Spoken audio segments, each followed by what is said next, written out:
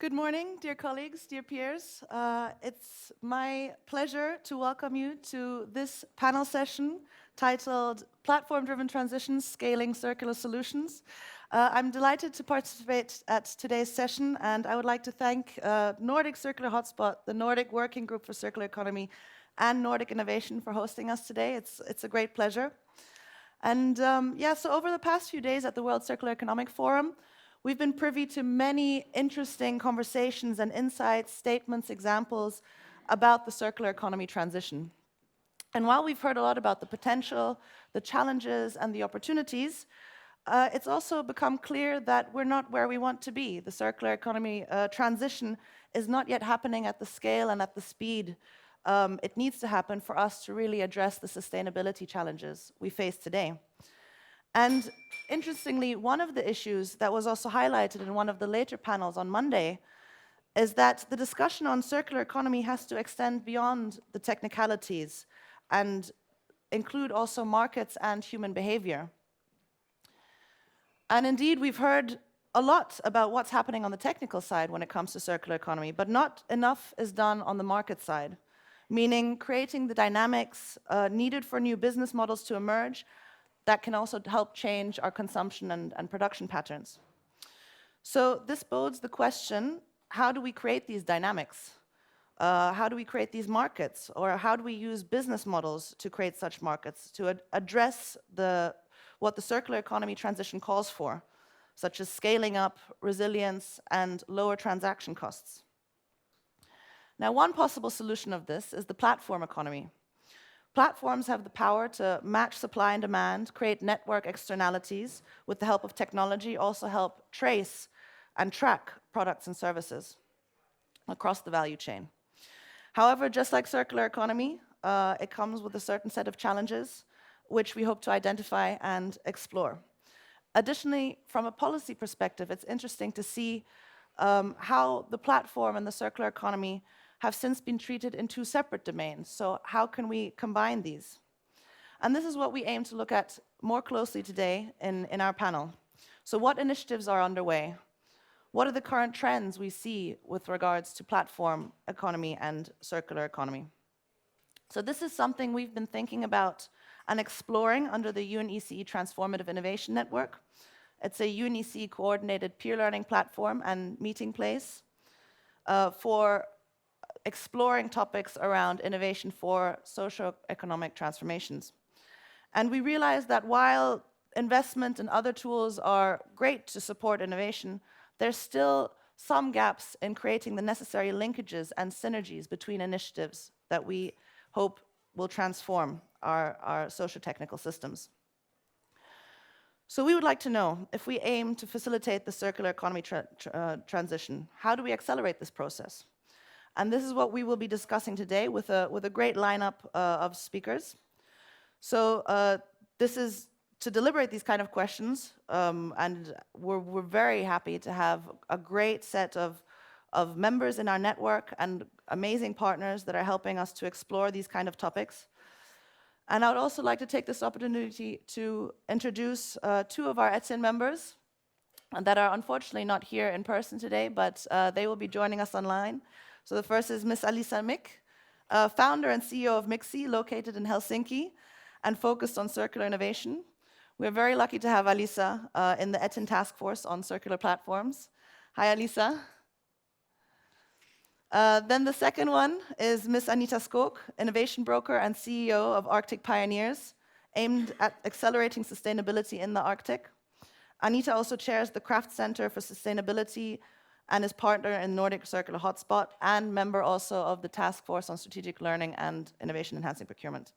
So unfortunately, they could not join us today, but we're happy to see you, at least Alisa, on screen, and thank you once again for your great cooperation and support thus far. So without further ado, I would like to introduce our first speaker, Ms. Marte Hoogland. Marte is a Senior Innovation Advisor and Head of Program Circular Economy at Nordic Innovation. And her responsibilities include developing and implementing Nordic Innovation Circular Business Model Program. Marte, it's a pleasure to have you. Welcome. Yes, please. Thank you. Thank you very much. I'm very happy to be here. It's great to be on this Nordic stage here at the aftermath of the World Circular Economy Forum. We are, Nordic Innovation is supporting the Nordic Circular Hotspot, which has organized this event. So just go back to the vision you saw just if you were here for the last event as well, or the previous event. We at Nordic Innovation, we are working towards this vision. The whole Nordic cooperation is actually working towards this vision of the Nordic region to become the most integrated and sustainable region in the world by 2030. This guides all our work. And it's a green Nordic region, and there you can see the circularity point. But then, of course, a competitive Nordic region, and I think here resilience and circular economy is also a big part of this competitive Nordic region, and also a socially sustainable Nordic region, which so the circular economy is really in all of these too. Should I change? Yes, perhaps. Thank you. And just to say a little bit about Nordic innovation in brief. So we are the innovation arm of the Nordic Council of Ministers. We are located in Oslo, where research and innovation are. And we aim to make the Nordic region a pioneering region for sustainable growth through entrepreneurship, innovation, and competitiveness in Nordic companies. We have an annual project budget of around 100 million NOK, and we are around 20 employees, or a little bit less, in Oslo. And then just to say, we have, since we are under the Nordic Council of Ministers, we have a political program. Could you change, please? Yeah, here it is, which is from 2021 to 2024, and it's based on the Vision 2030. And we are working on 8 programs, which are somehow interlinked, but also not that interlinked in some ways. But you see here sustainable construction, which is one of the programs we had together in the Nordics, and which was linked to the previous session we had here. Circular business models, which is where I am, and sustainable minerals, where we will have an accelerator session later today. And then mobility and connectivity together with health. So in the circular business models, we've particularly worked on the circular transition, and what kind of projects we've had there is really circular business models. How can companies transform their linear model into a circular business model? We are now launching next week a really interesting program on how to use data between companies in the value chain. And how to exchange data, because this is one of the biggest or lacking foundation is data. And then building ecosystems in the Nordics, which Nordic Circular Hotspot is really a good example of, but being present at events like this and working with capital and entrepreneurs to really create a circular system in the Nordics. Then to today's topic, which is a little bit more on the platform economy. I have to say that this is not something that we've worked a lot with in the Nordic region, but there are good examples of different kinds of platform economy or circular platforms that are really useful. So this is one of my favorites, Vibrant. It's it closed down for a little while now. And they have a subscription model for clothes, meaning that you have an indefinite closet of clothes that you can use and that you can get. So I got a package every month with 5 different jackets or things that you would need that month. And then I sent it back at the end of the month. And I could choose, so if I was going to a party, I could choose a nice dress. If I was going on holiday, I could choose nice, but I could also choose more business clothing and outdoor clothing. And you could, of course, also rent if you were going to a wedding. And this subscription model, I think, is the new behavior where you don't have to own, but you can use things. One of the problems could be that it's more expensive to rent than to buy, which is then people will not necessarily use the service.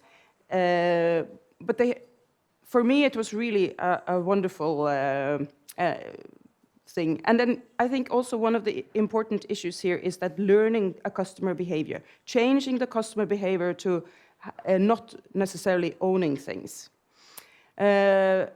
And then it's, of course, use of idle capacity. You don't have a lot of clothes in your closet, and other people can use them when you're not using them.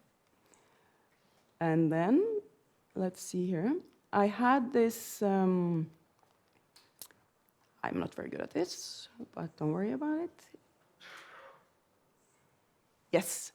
And then I think it's another interesting thing is this use of idle capacity, where you can rent your own car to share it in the neighborhood or something, so people can come and use your car when you are not using it, which is a very good thing when considering that cars are only used for 6% of the time or something.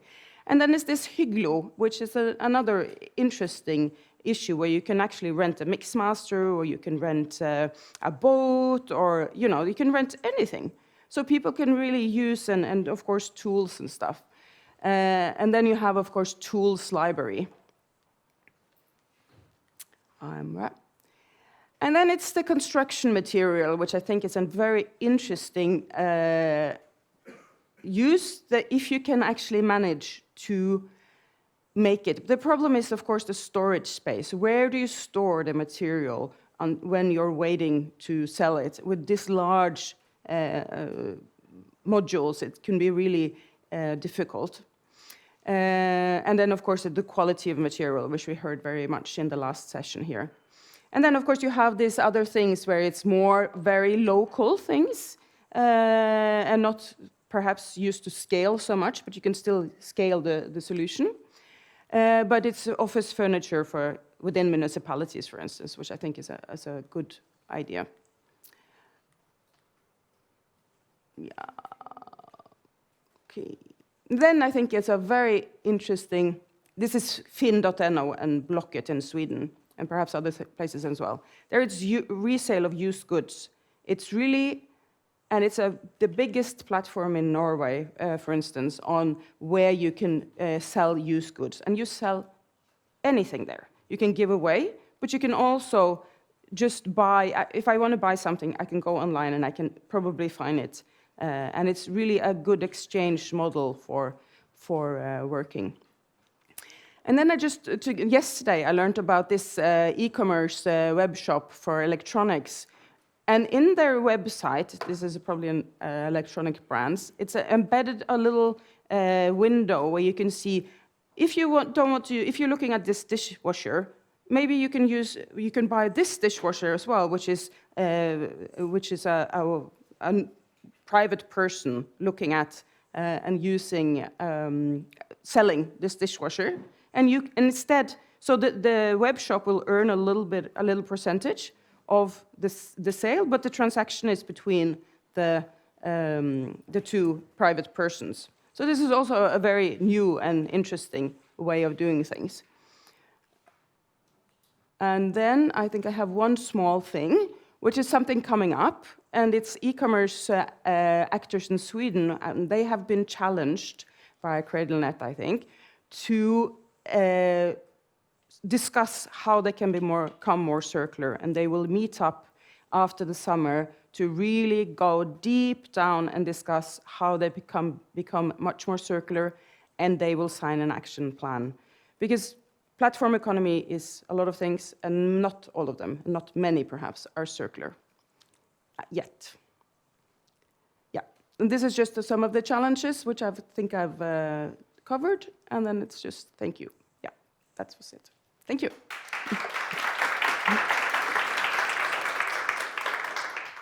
Thank you very much, Marta, and it was great to see so many very interesting examples, also how we can facilitate the sharing economy, right? So as you rightfully said, doing more with less available resources. So thank you very much for that. And without further ado, I'd like to invite Peter Evans on stage, the moderator of our panel session. So Peter Evans is our lead ETN expert on circular platforms and Chief Strategic Officer at McFadden. Peter, wonderful to have you. Please go ahead. I don't have slides. Thank you so much for inviting me. I just arrived this morning, so I'm still in my airplane outfit. But it's terrific to be here and to share this. And thank you so much for that introduction. I think you did a fantastic job of describing some examples of circular platforms or marketplaces. I guess it's been 15, 20 years when the internet arrived and smartphones came onto the scene, and we saw an explosion of platforms around the world. And they generally serve the linear economy. In fact, they've supercharged the linear economy. Companies like Amazon and eBay and others like Alibaba in China, and even Zalando here in Europe have made the ability to purchase things just so much easier. So they've radically reduced the transaction costs of finding and actually getting things delivered to us, right? So the question is, that world is highly challenged, and we see that there is a big gap between the amount of material that is used and extracted every year, and the small percentage of things that is reused. And so the question really, I think, today is, can we harness some of the really important benefits that we've seen from the linear marketplaces and apply them to the circular? Because we know that these business models are very, very powerful, right? They reduce transaction costs. They have these very powerful characteristics, one of them being network effects, right? The more users that use the platform, the more value is created, which attracts more users, and so you get this, what they call the flywheel effect. And we've seen that flywheel effect very powerfully in the linear economy, but not so much in the circular economy. So I think the challenge today is, how do we get the flywheels working for the circular economy? Because we know, in fact, the latest analysis suggests that we're going backwards, right? It used to be, something like 9% of materials was reused, and now we've slipped to 7%.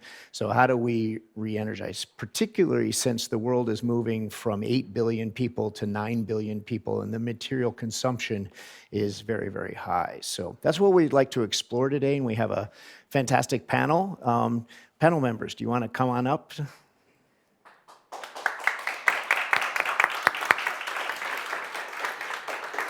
And yeah, stand over there. Yeah. So what I'm particularly excited about is our panel is very diverse. We have representation from a manufacturer, not a small manufacturer, but a very large manufacturer, Chris Tse, from Lenovo. Do you do iPads as well, or just laptop computers? And phones? Everything. Everything. Okay, there you go. Data center servers. Yes. And then Tumo? Yeah. Yeah. And he represents a startup that's actually in the software platform space, right? You help other companies build marketplaces. Yeah, we're a white label platform similar to maybe Magento, WooCommerce, or Shopify, the ones that you might use for linear, but we are then built for purpose for circularity, making those kind of all of the hard things that you were mentioning as easy as possible, but instead of having a consumer brand ourselves, we're the technology layer there behind the brands. Fantastic. And Paula from the European Commission in the environment section. So we have somebody representing the regulators and policymakers. Yes, I'm very, very happy to be here because we have put forward several policies, and then there are still some question marks on how to promote some of the instruments, and I already get a lot of insights from the intervention that was just before, and then I'm really looking forward to discover how we can promote further these business models. Yeah, okay, so let's jump in, and I'll start with Chris to talk a little bit about how the manufacturers see kind of the circular economy broadly, but the particular role of platforms or marketplaces as a way to drive more circular activity in your business? I know why Peter addressed the first question to me, because as a technology provider, the way we design our products determine how you can reuse or recycle the products and the platform. For example, for Lenovo, we've been focusing on circular economy. To us, it's not only the packaging. It's, first of all, reduce. How do we reduce the material that we use in the products, in the packaging? Reuse, recycle. How can we make sure our products can be easily repaired by our customers like you at home easily, just with a screwdriver, so you don't have to buy a whole new device every 3 years, right? I think Lenovo, we have not been telling our story on repairability for a long time, like very aggressively. So I appreciate the opportunity for me to educate you, our customers, that you can actually easily repair your Lenovo device, including Motorola smartphones.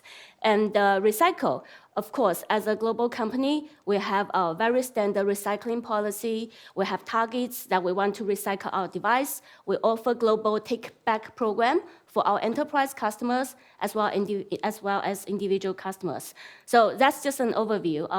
I can talk more, but I just want to highlight that it's not just words. We actually have long-term targets that we have committed to, and we published our progress towards our circular economy targets every year externally. But every quarter, I make sure I get report on the progress from different teams, so we make sure we're on track. So for example, all our PC device will contain recycled content. So this is the products. For packaging, 100% of our, ideally, we don't want to use plastic packaging. However, for very heavy device, for example, servers and monitors, they are heavy, right? So there's a trade-off between how many tons, if we want to go plastic-free packaging, we need to use more fiber. So there's a trade-off. But for packaging, we have targets that a lot of our plastic packaging have to contain recycled plastic. And I'm happy to share with you, now, if you buy a ThinkPad, all our ThinkPad are plastic-free packaging now. We're also expanding this offering to our different products. The last target I want to share with you, which is very related to circular economy, repairability, is that we have a commitment that 84% of Lenovo PCs can be repaired by customers at home without having to send to a professional repair shop. For the 76% of PC parts, so here's the components, that can be repaired, we will repair them for future use. So just a highlight of the targets. And I actually have one great example that I can share with you. I don't know if you have heard about iFixit. It's quite popular in the US. So what we have done is that we want to understand from iFixit, how can we design our products to be more repairable to benefit the customers? So we didn't choose one of the premium device that we can spend a lot of money to make it repairable just to get a high score. What we did is that we choose T14. That's our best-selling ThinkPad. It's not an expensive one. It's medium, low price. What we did is that we worked with iFixit to improve the repairability features. And the result is that we got 9.3 out of 10 iFixit score. This is the best the industry has ever seen. So next time, if you want to buy a laptop, I'm not saying you should buy Lenovo, but I do encourage you, don't just look at the packaging. Look at the eco-labels, look at the circularity, and look at repairability. If the manufacturer cannot share with you the repairability, or if you have difficulty finding resource, like, okay, now I have this hardware that can be easily repaired, but where's the tutorial? Where's the video? Is there a menu? And good news is that for Lenovo, you can go to our website, you can choose which machine you have bought from us, and you can easily follow the video to repair our device easily. Can you help, just one question, can you help us understand the scale of Lenovo's sales? How many computers do you produce a year? Sure, that's a great question. I want to give you an estimate about the T14, right? So like for us, when we increase the repairability of one device, we're probably talking about like around, just estimate, $1 increase, right? But this device will sell millions, like 10 millions, 20 millions every year. And so for us, that's a 10 million or 20 million cost up, but we don't pass it to the customers. So because we believe that's the right thing to do, we want our device to be reused by customers. We don't want you to throw away your device every 3 years. So that's why we're doing this. Yeah. So I just want to give the sense of scale of some of these large companies, and the amount of sales that they do every year is quite significant. So thank you so much. So, and talking a little bit about Twice, what's interesting is a lot of people focus on the companies that manufacture, but if you're going to build a platform or marketplace, the software underpinning that marketplace is very important. And in the old days, companies that wanted to get into the platform space typically built their own software stack. But as this industry has grown, you're getting more and more companies that specialize in marketplace software. And but most of that serves the linear economy, not the circular economy. So that's why it's exciting to have Twice come and spend a few minutes talking about kind of the software architecture that makes this possible, and how are you entering the market, and what kind of customers are you seeking? Sure. Yeah, there was a lot to comment on there, but like maybe one of the things that I want to say that maybe buying software at scale and at maturity is considered cheap. So it's a great thing to have companies like Shopify in the market that make it extremely accessible for anyone to start a durable goods business and selling those. Now, but Shopify only serves right now the linear market. Yeah, exactly, the linear right? market, but then building software is quite expensive. So if it's assumed that every brand or retailer needs to build their own software solutions, that's a quite big total investment. So there is a quite desperate need for companies like Shopify, but the equivalency for circular economy, to build that software to democratize all of these circular business models. Since, as we heard, it's a quite complex thing, there's a lot to consider. But maybe to simplify, what we enable in one way is that in all of these models, what is kind of common is that you sell something out first as a new, then it comes back to you. Whether it's a rental, then it keeps coming back multiple times, if it's buyback trading. But the one thing that is common to all of these items is that it's unique after the first usage. It has a unique condition, unique value point, it has unique provenance. And that goes to your inventory management. So you have to have a single SKU access to your inventory. Every item is unique. Every item might have its kind of unique repair guides and all of that. That's what we kind of build into the whole infrastructure. Go ahead. I'm gonna ask you a question. So just so everybody understands, when you sell in the linear economy, products have a SKU, right? And a manufacturer will build something, and the same SKU will represent hundreds of the Tens same, of thousands. right? Thousands, or in the case of laptops, maybe millions. They'll have a common SKU. But when you move to the circular economy, suddenly they become unique items. So this actually changes the software architecture that you need to be able to facilitate circular transactions. Exactly. And it's kind of, then the two layers are, you have that item level, that inventory layer, where we need to know what has happened to that specific item, and then you multiply that with millions, and the databases start to grow. If you're servitizing that item, so you're not selling the ownership anymore, you're actually selling the timeline of that item. Where will that item be in the future, which is a complex thing. One more thing that which people sometimes forget is that it's not only about the item, it's then the order life cycle. So in linear, it's pick, pack, ship, and forget. When you go circular, you kind of add into the order life cycle receiving items, and then all of that things where fix it and all of those come into place. That when you get that item back, you need to inspect it. What is it? What model is it? What year is it? Do I need to refurbish it? Do I dismantle it to spare parts? How do I restock it?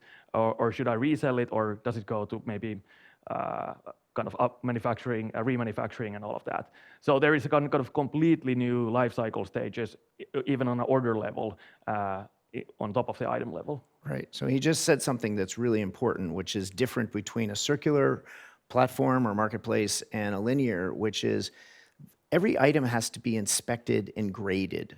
Yeah. So does your software incorporate or encompass a grading element that helps companies so that the the second buyer knows, is this an A, almost perfect and new, or is it a B or a C level? Is that embedded in the software? The acknowledgement of that is embedded more in the kind of, let's say, database schemas, because then inspecting and grading an iPhone is a little bit of a different thing than inspecting and grading a, let's say, occasion wear clothing. So it's extremely product specific, vertical specific.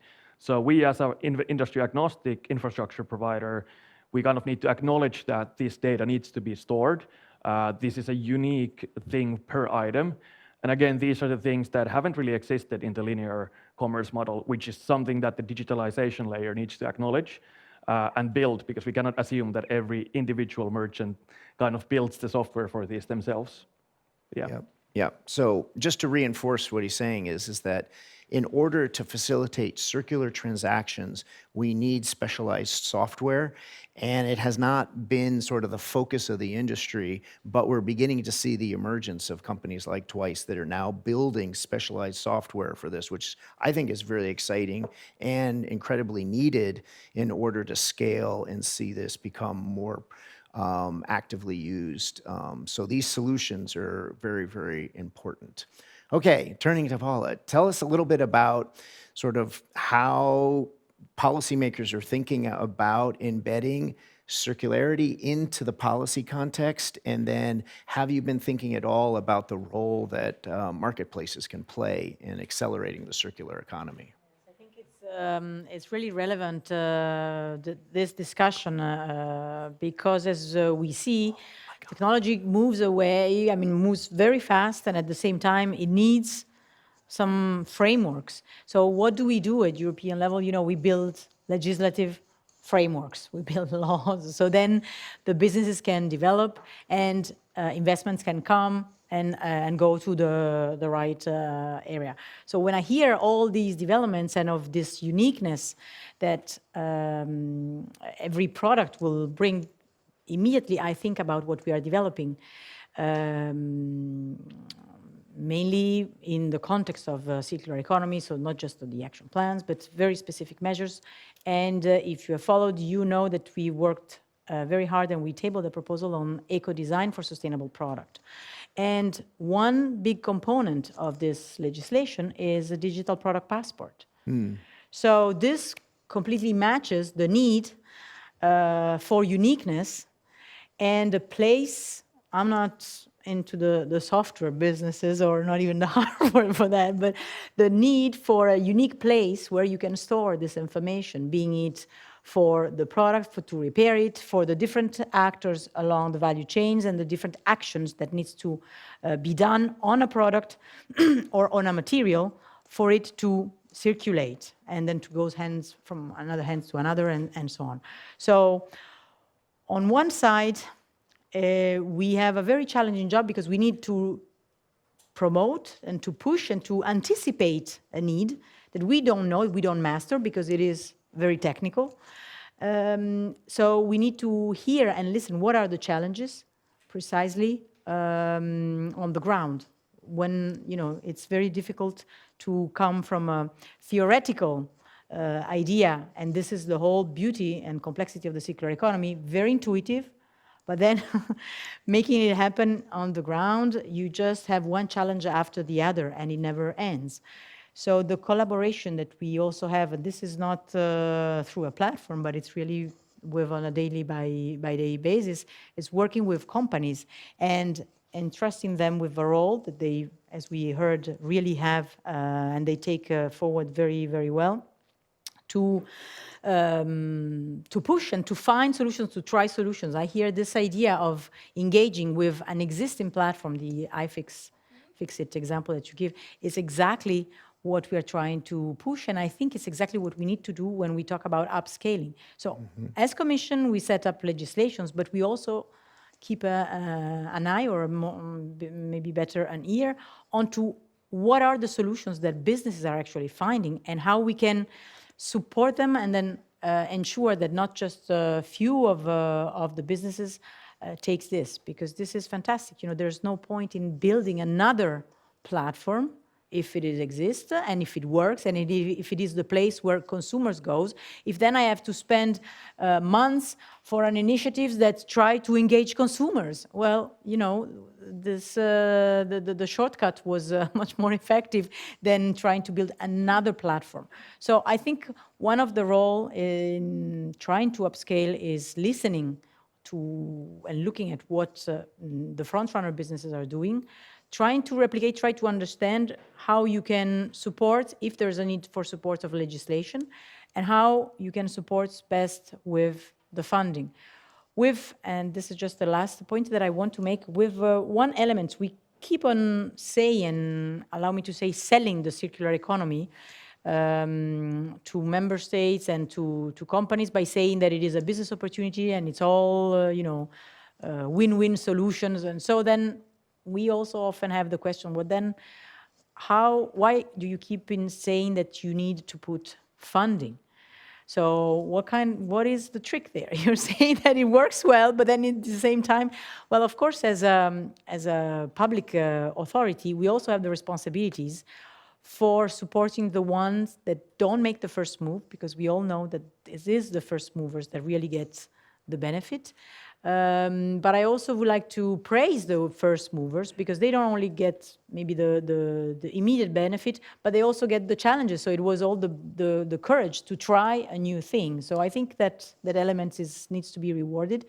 But we also need to ensure that you know, that the transitions to digitalizations, it is inclusive. So we have a responsibility that is pretty big in upscaling the solutions. Okay, so to great. engage this. So it's a combination of social, businesses, Sure. legislations, a very That's classic challenge. policy, right? Exactly. So I want to bring Igor into the conversation.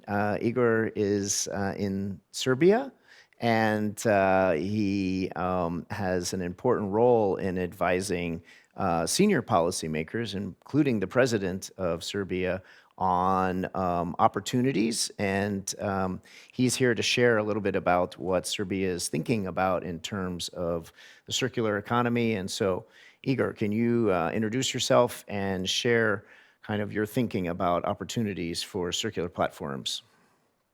Thank you very much. Thank you very much for hosting me. I hope next time I will be in person with you.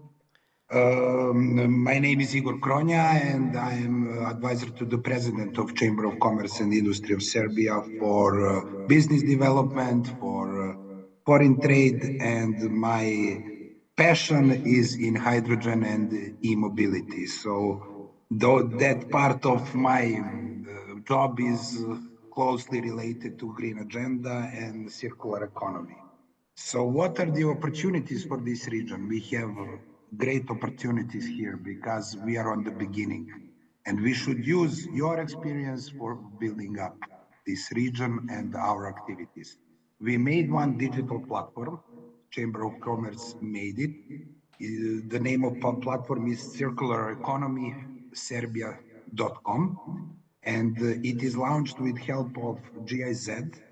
And we are trying through that platform to promote circular economy on one way. Also, we are providing informational help to our members, and that digital platform at the moment has around 50 members, 50.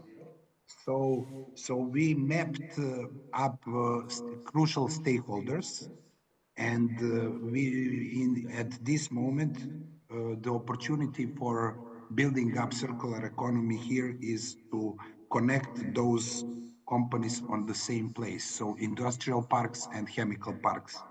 So, and to sell byproducts as a potential for potential use for other companies. So we are trying to build in the second step a marketplace which will be active. So you will have supply and demand for those byproducts or waste. So that is our goal for this year, and I hope we will achieve it. One question for you. Often when we think about marketplaces or platforms, it's very important to identify who the sponsor is going to be, right? It could be a startup, It could be an incumbent company who decides to launch this as a new business venture, or, which is really interesting, it can also be a consortium or an association. So one example is the GSMA, which is the Association for Telecom Companies.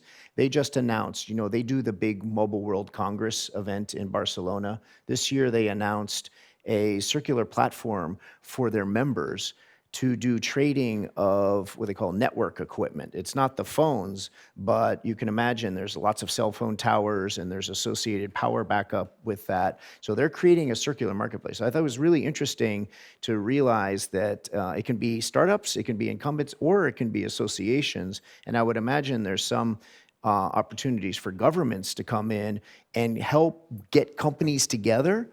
And it sounds like that's what your initiative is focusing on, is sometimes there's a role for government to bring companies together that otherwise would have a hard time getting together at the same table. Chamber of Commerce in Serbia is defined by law, so all the companies in Serbia are members of Chamber of Commerce. I see. So we are helping them to become circular. So main sponsors of platform main sponsor is Chamber of Commerce, but also we are having great financial help from GIZ, German International Cooperation Agency. That is the main financing point, but all the members are also very active in developing of this process. So we need to create market. When we create it, it will make business by itself and it will be driven by itself. Right. So that is the idea of Chamber of Commerce. Yeah, interesting. I've been working on a database of circular marketplaces globally, and I've identified so far 170. And what's interesting is some of them are broad, what I call generalist ones. They trade across multiple sectors. The largest in the world is in China. It's Alibaba. Runs a specialized platform called Idlefish. Am I pronouncing it right if I say Xiaoyu? Is that? Shenyu, okay, Shenyu. And it does about $40 billion worth of transactions a year. So this idea that, this is not happening or it's really hard, actually there's really solid examples of circular marketplaces operating around the world that we can learn from. And some of them are very, very large. I think almost every young person in China now uses Idlefish to trade. And one of their hottest items now are e-bikes. Apparently. So there's great examples of very active platforms. The other thing is this, last year at this event, the World Circular Economic Forum, the multilateral banks got together and began discussing how they can begin to be more proactive in funding circular initiatives across the world. One of the things that I think we should do is elevate the role of marketplaces as one of the initiatives that they can invest in, because there's lots of examples of where countries can get their companies together. And what's exciting, and I think very interesting, and I'd be interested, Igor, in your perspective, which is the waste from one industry can be very valuable for another, the input for another industry. And so the question, these industries tend to be very focused on their own industry, and they don't know what the needs are, and they don't market, they don't talk to. So the marketplaces are actually an incredibly effective way to get these industries together, because what do marketplaces do? They excel at discovery and matching, right? So these discovery engines, and that's the beauty of digital, and the product passports give you the information you need to know what you're buying and the individual SKUs so you know the contents of that particular item. So marketplaces can be a very economically efficient. So that's one element. It has environmental benefits. The third benefit that's very interesting and getting more and more attention is national security, because there's growing need and concern around access to critical materials. And so how do we get those critical materials circulating in your own economy? So the interesting thing, about marketplaces is they can achieve multiple policy objectives, not just environmental, which tends to be one of the key focuses, but it also serves economic efficiency gains as well as material security gains as well. Do you agree with that, Igor? I agree with that. And it is the idea of Chamber of Commerce. So maybe I didn't present it in details, but we are here we are identifying what are those wastes or byproducts of one industries and how to connect it with other. We also have one initiative. I don't know, do you have information about Western Balkan 6 initiative, Open Balkan initiative, and the Chambers Investment Forum initiative? But members of all of those organizations should connect their economies on one single marketplace. So you will have possibility to trade regionally with that waste or byproducts. So that is on the end the goal of this initiative and this platform, to not to hold it for Serbia, but to spread it across region. Interesting. So Tuma, from your perspective, just you can chime in on the comment that you want to make, but from a startup's perspective, what do you see as some of the challenges and opportunities for startups in this space? Yeah, I think one of the challenges might be that, or a thing that we try to quite consciously do is to kind of rephrase the discussion a little bit. Because one of the challenges seems to be that as software people, we don't really tend to like when people tell us what we need to build. Yeah, we kind of, that's our job, and we kind of want to hear Customer the problem. first. Yeah, it's an odd thing. So for us, circular economy really means it's kind of the same as digitalization was. If you go to 2005, most companies had a head of digitalization evangelizing what it means, telling you that your files will go to the cloud, but don't worry, it's going to be accessible, and we're not going to have servers in our own space, they're going to be at Amazon or similar. Circular economy to us is exactly the same. Every retailer, every brand has a head of sustainability evangelizing these efforts, but it's a business case. It's still about business. Digitalization at the end of the day was about business, and that's what it is still for us. But I thought most of the focus of folks that are responsible for sustainability is really around ESG reporting, not building, circular transactions. I'd say, well, it probably depends on the companies, but most of the retailers and brands that we talk with, there is more and more focus on what's the business model. Martha was talking about this is business cases in circular economy.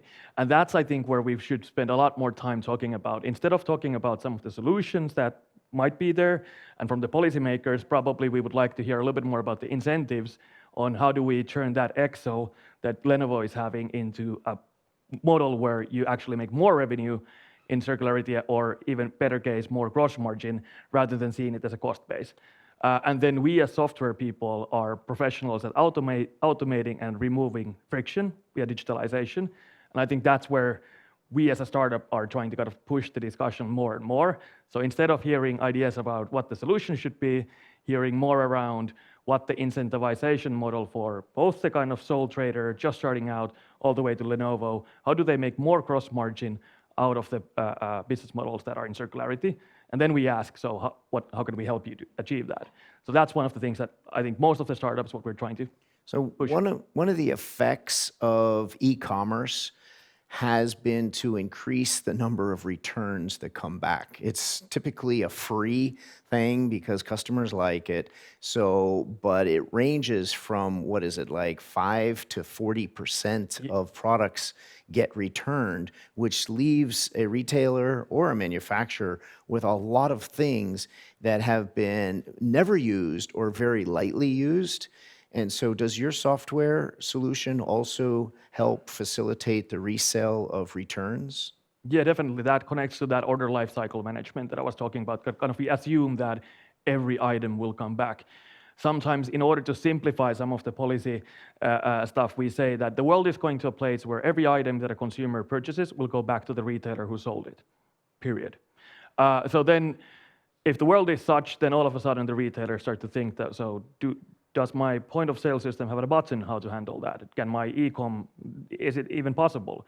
But if we think about it through that, and I think Lenovo is already doing the bets on how to make them more repairable and how to make them more composable and all of that. But yeah, we do handle that we kind of acknowledge that likely 100% of products would likely come back to the retailer at some point. And in best case, it isn't necessarily something that they owned previously. So it might come from like a third-party player. And that's what Swappi, for example, from Finland, they don't own the iPhones that they get back. They are taking back iPhones from the market and then refurbishing and making their business out of it. So Chris, you said that the Lenovo has set some pretty aggressive targets for circularity in the future. How do marketplaces fit into that strategy? Well, I have to admit, marketplace, a platform, is not our area Of course of not, but it expertise. can still be valuable if Yes. you're going to leverage. I'm just Yeah. curious, does it help you achieve those goals? Yeah. Or is it you haven't even thought about it? Absolutely. So we have two types of customers: enterprise customers as well as retail customers. So we do see some Lenovo device being sold on the platform as well. And actually, as promised, I have a surprise for you all today. I'm happy to announce that this Monday, we just officially launched our refurbished service at key European markets. If you want to learn more details, please approach my colleague, Eric, in a light blue suit to learn more about which markets, what's the price, etc.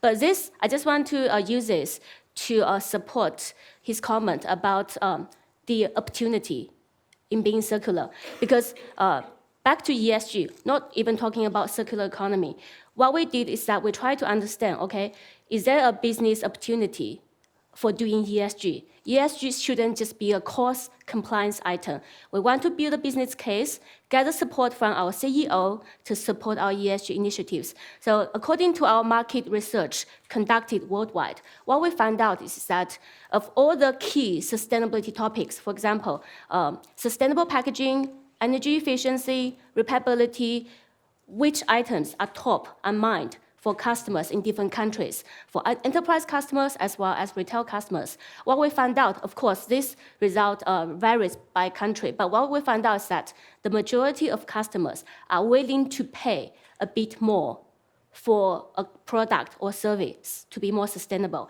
And based on that, we set our KPIs. So just to show you what, we didn't set the KPIs because we just feel it's good, because that doesn't fly in the business world. And so I talk about the opportunities. I also want to talk about the challenge. And that's why I'm really grateful that I have the opportunity to talk to all of you, because it's a journey we want our customers to take with us.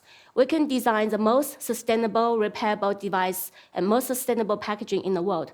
However, if you do not decide, if you don't trust the refurbished device, if you do not trust that a product made with recycled content doesn't sacrifice the performance, then that's one issue. Another issue, it's more relevant for the industry.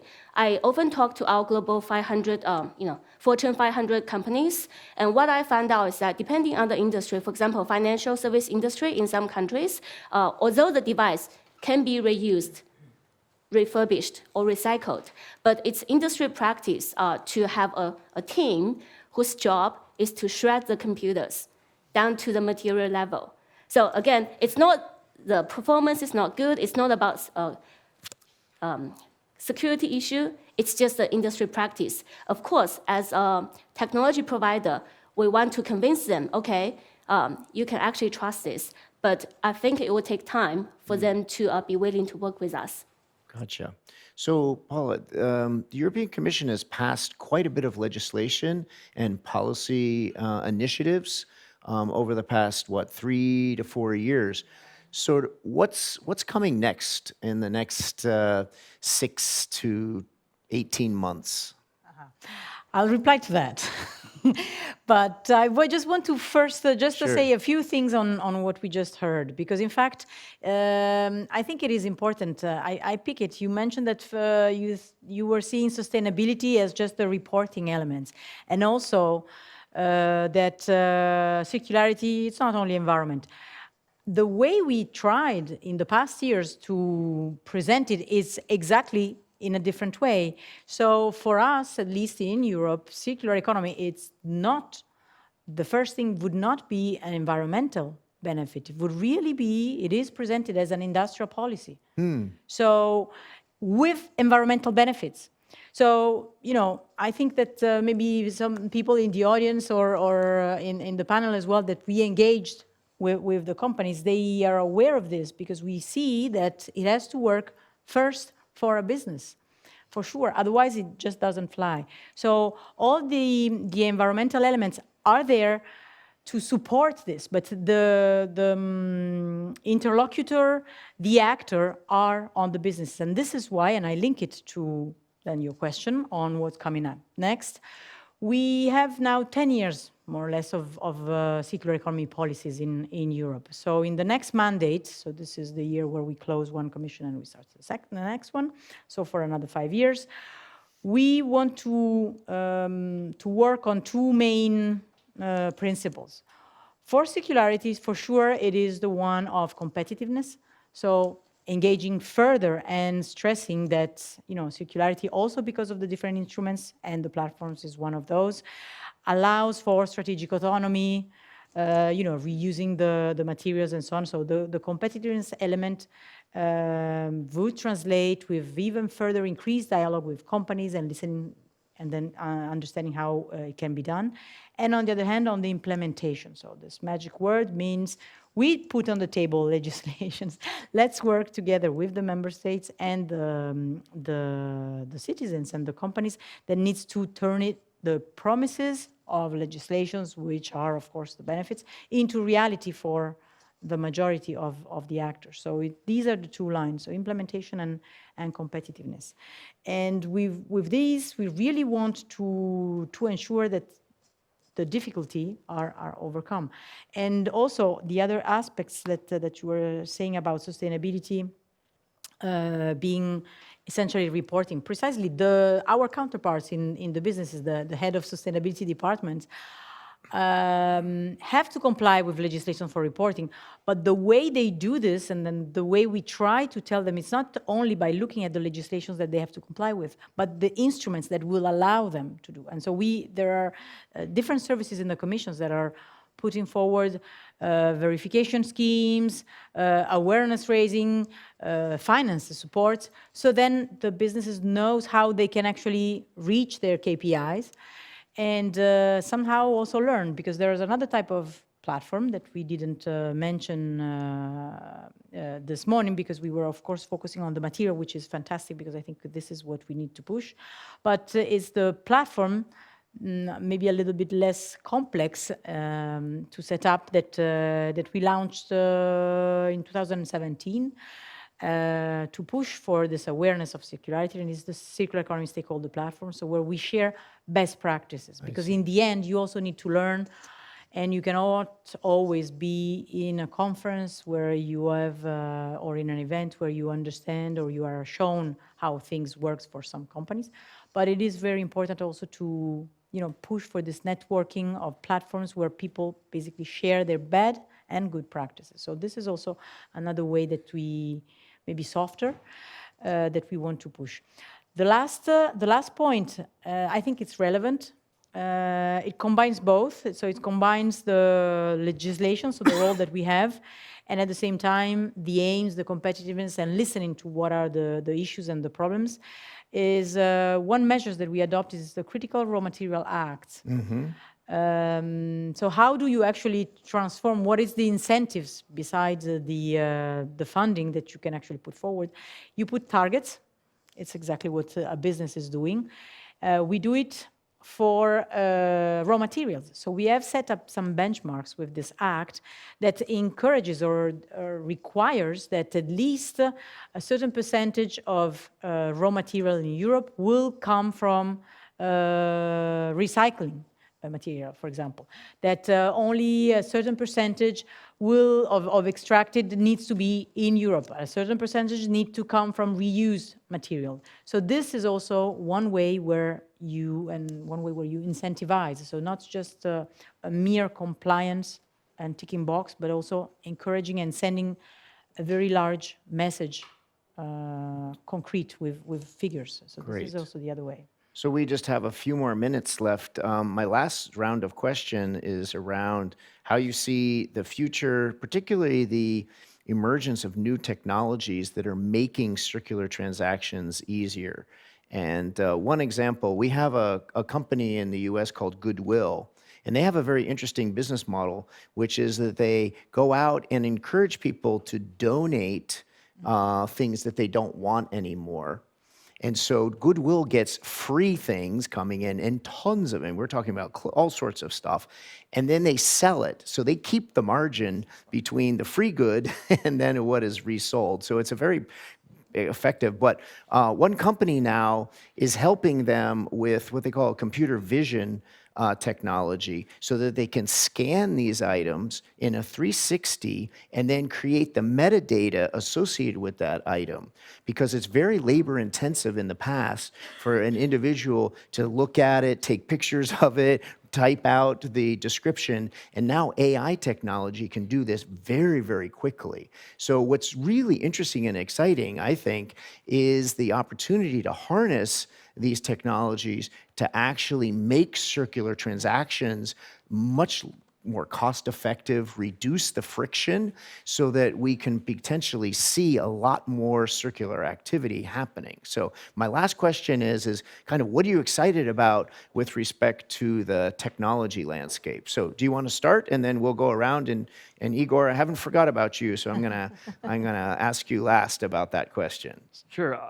I think for us, the AI is a big part. We just launched a beta, which is on a kind of a resale AI assistant, which is effective. You just launched, what was it? Resale assistant. So it's essentially an AI assistant. Okay. It's more geared to consumers. So effectively, you just take a photo of an item, and we create this product listing out of it that you can then share to various platforms. So that is definitely something that is extremely important. And then for the more enterprise geared, that same technologies are then used in that inspection phase. And I think that's the key element, and what I'm excited about is kind of AI's role in that again, simplifying circularity is that it's about not selling items not once, but twice or more, and then figuring out how does that second sale become extremely more profitable, like that Goodwill example. So we have these technologies like AI that can help us kind of remove some costs on the more burdensome labor parts. But then it would be interesting to kind of, on the policy side, to hear what are the things, how we're making the second, third, and fourth sale like 10x more profitable, whether it's tax breaks or similar. So those are the things that we're following up, but AI is probably the answer to removing a lot of those costs related to inspection and grading. Chris, are you excited about some technologies that are coming in that make circularity more effective? Yes, as an ESG expert in working for a technology firm, yeah, that's what I'm excited about. But I want to introduce two concepts first. One is product carbon footprint, PCF. So it measures the product carbon footprint throughout the life cycle of the device, right? From the manufacturing, the use phase to end of life. So for us, another concept is second life PCF, and first life PCF, the new device. And the second life PCF. So what we need to do, and what we're trying to use AI to do, technology, is we need to accurately measure the PCF of a device, identify the hot spots. So before we design a product, we can design it to have the least product carbon footprint. However, the challenge is that if we talk about second life, the circularity phase, it's more challenging because it depends on where the device is being returned, reused, where it's being used. Those assumptions will determine the PCF of the second life. And that's why we need AI to really help us to do that. And I have to be honest, that's why I think the industry associations, they have a huge role to play to standardize the calculation. So when customers go to your platform to select the most circular or lowest carbon footprint, they need to think about it's not only that I just buy for the purpose of circular. I need to consider the transportation because it might go from one continent to another. It's circular, but the carbon footprint, you need to also take that into consideration. And of course, again, for technology AI, we can also use tools such as digital twin, so we don't actually have to have material waste. We can use digital twin to forecast material used, PCF associate, so that can also reduce the material in producing products. So one question on clarification. Are you talking about having that visible to the buyer or just to the company that is facilitating the transaction? So for example, when you go to buy an airplane ticket now, Yep. you often can see the carbon footprint associated with your ticket. I can imagine in the future, if procurement officers are going to see more information, they're going to see the price, the quantity, and the quality of a product, but also its carbon footprint, which, if that's a really important goal for the company, could cause procurement officers to buy more used items because they typically have a lower carbon footprint. And you can imagine in secondhand computers, for example, you could accelerate the growth of that market if the carbon footprint is shown. And so then that would be visible on the marketplace.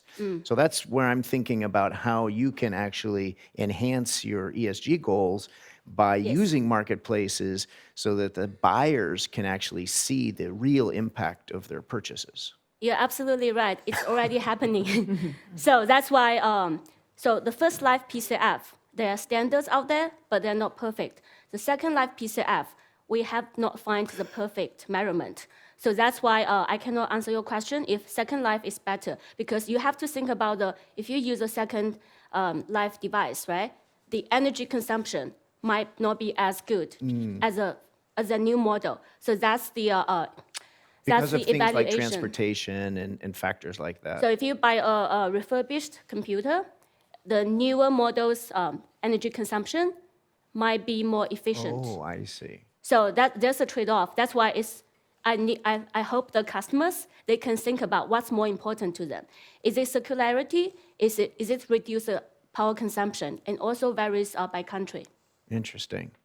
And yes, I mean, just to continue on that, what is our role then? Again, setting up a framework. And then we said it, whenever you want to measure a footprint, you need a methodology. And so this is where we have worked now for several years, at least 10 years, on the product environmental footprint methodology that identifies the hotspots. So precisely, so then we need also to find a way, and that the digital product passport will do that, to use methodologies and to make it available to different actors along the value chains and different pieces of information, because not everyone needs the same piece of information. So that is the challenge, but for sure, everyone ideally needs to be, in order to trust, you were mentioning trust as a very important element, need to trust the information that they get, and that there are no false claims, that we don't have 10 manufacturers using their own methodology, that they are not comparable, because otherwise then we create an issue for the consumers. So then it looks perfect, fantastic, but then the consumers doesn't know what to do because they have different information. So then we are back to square one, and we need to ensure this. So at European level, legislation perspective, we are really working and pushing for this product environmental footprint that is already available and developed. And of course, it says it product, so it depends product by product, so it takes time. It is a long process that we do together with industry, so to ensure that there's already a buy-in from the beginning and then we really get the information. So just to confirm that we can be technology neutral. We are at European level. We push with the funding, you know, the research and innovation funding. So there are several instruments to support that. But at the same time, we are also continue working on ensuring that then the information, the standards are there, that everyone uses them, that they are clear, they are transparent, they are communicated in the correct way, and that there is no confusion in the end, because otherwise we all agree and we don't know onto what. Let me give Igor the last word, but very briefly, what you're excited about from a technology perspective, and then we'll wrap up. Okay, I'm excited about technology with that AI technologies, definitely, because they could push up all the counting, so they could push up the market, and Serbia as net exporter of IT services can provide many solutions, and we could help in that process and to connect our companies with potential consumers. So on the one side and on the other side, we can think about those platforms that you mentioned on the beginning of a conference, because all of those e-commerce solutions for circular economy could be very interesting for Serbian market, like solution for mobility or that vibrant one. It could be very interesting for clothing, rental of clothing and stuff. So it could be very interesting on Serbian market. Okay. So I'm very excited about the future of circular economy and those AI and IT solutions for boosting it up.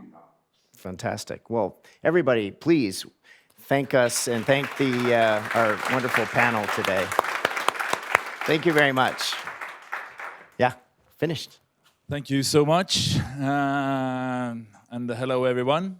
I'm Einar Kleppolte. I'm one of the managing partners of Nordic Circular Hotspots. And Nordic Circular Hotspot is also a kind of platform.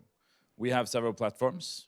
This is the 5th time we host this platform, the World Circular Economy Forum Nordic Stage. We have a bigger platform that we are going to do for the 5th year, the 5th capital, and that's the Nordic Circular Summit that's happening in Helsinki this year,